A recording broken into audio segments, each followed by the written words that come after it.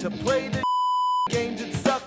He'd rather have a buffalo take a diarrhea dump in his ear. He'd rather eat the rotten of a roadkill skunk and down it with beer. He's the angriest gamer you've ever heard. He's the angry Nintendo nerd. He's the angry Atari Sega nerd. He's the angry video game nerd.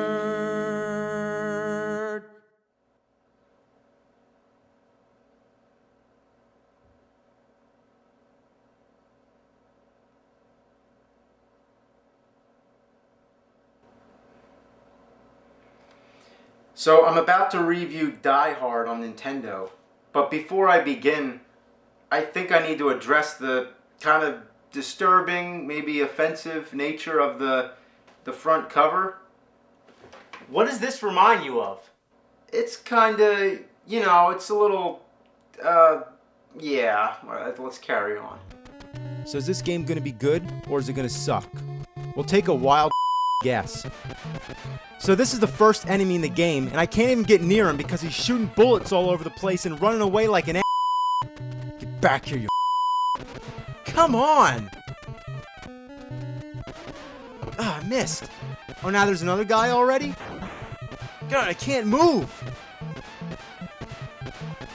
Now I'm out of bullets? Are you for real? If only I can get near him, I'm gonna punch the out of him. Come on, come on, your mother. Come on, you up, come on. You know, is his other arm paralyzed or something? What's going on? Oh, come on, you mother. Come on, you're gonna you up, come on. Yeah, got him. Now how sad is this? I only killed one guy in the game so far, and I'm almost dead. Now once you're dead, the game's over, and you start back from the beginning. But at least they got the damn courtesy to give you a life bar. Anyway, let's take a look at this status screen so I can try my best to explain the object of this game. Well, you can see there's 39 crooks. I'm under the impression that means there's 40 bad guys in the game, and your goal is to hunt and kill all of them. And that's nearly impossible when one guy can take all your life. And that's kind of interesting. You don't usually get to know how many guys you're going to kill. Imagine if in Super Mario Bros. There was a counter telling you exactly how many Goombas and Koopa Troopas are in the entire game. Only difference, you don't have to kill them all. Alright, so you got your life bar, which is self-explanatory. Then you got a feet bar. Yeah, your feet have power too, right? You can run by holding the B button, but that drains your foot power. Now, let me ask a question. What's the difference between saving your foot power and using it to get your ass moving? Is it better to run and waste your foot power, or just walk slow and waste your time? Also, if you walk over broken glass, that also drains your foot power. And I can see where they're going with this. In the movie Die Hard, John McClane's feet end up in pretty bad shape, and by the end of the movie, he's limping. Now, that's nice that they tried to make it like the movie, but there's some times when you should do that, and sometimes when it's really not necessary. That's like if in Lethal Weapon, if you're going around eating dog biscuits for power-ups. So, let me finish up with all this. You got your weapons, the items you pick, and I don't know, some map that doesn't make any sense. Then you got some weird lock system. After a certain amount of time passes, one of the locks activates or whatever, and when all these locks activate, I assume you're dead. Well, why not just have a clock with a simple time limit? I don't know. So you can break glass, which is cool, but you can't walk over it without draining your foot power, so it's not cool. Then you got outside windows, which you think would have some kind of purpose, but no, you just jump out and die. What's the point? Why would you commit suicide unless you don't have a clue what you're doing? It's a beginner's trap.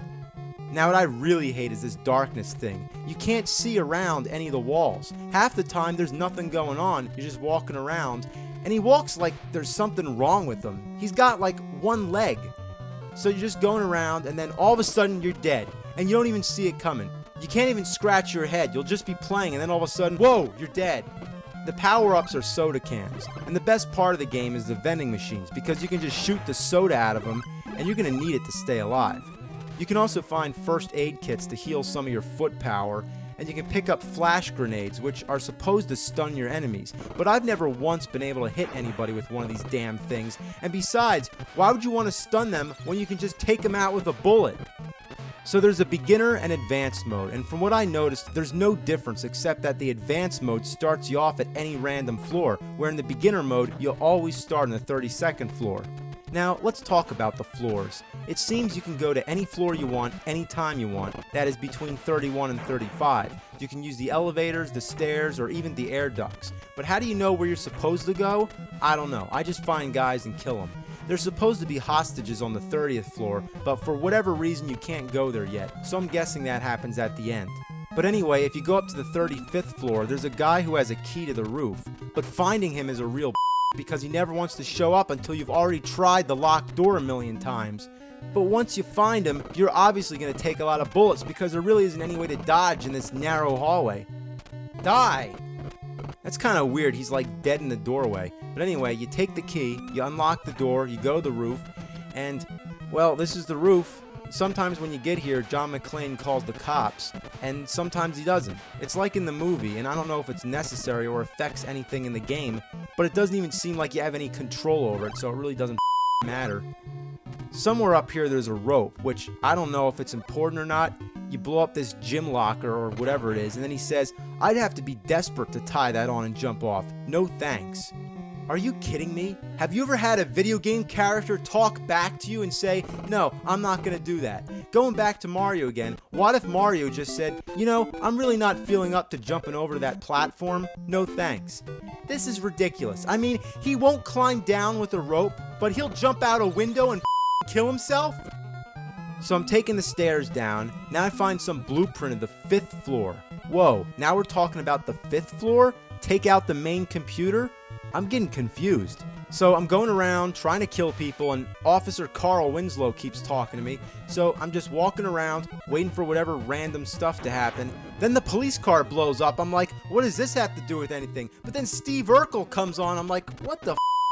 The graphics don't even make any sense. I don't even know what anything is supposed to be. What's this?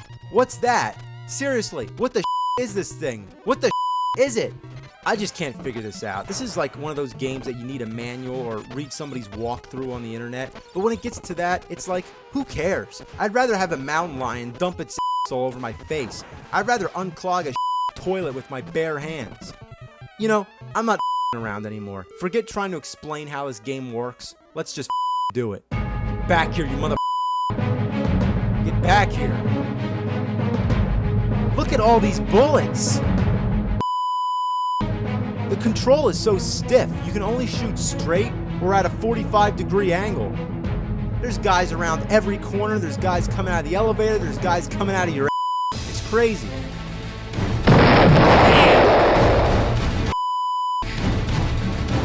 Oh, you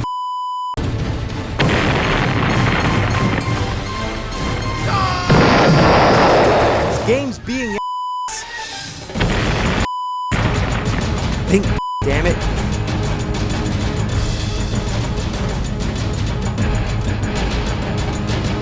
Geronimo, mother.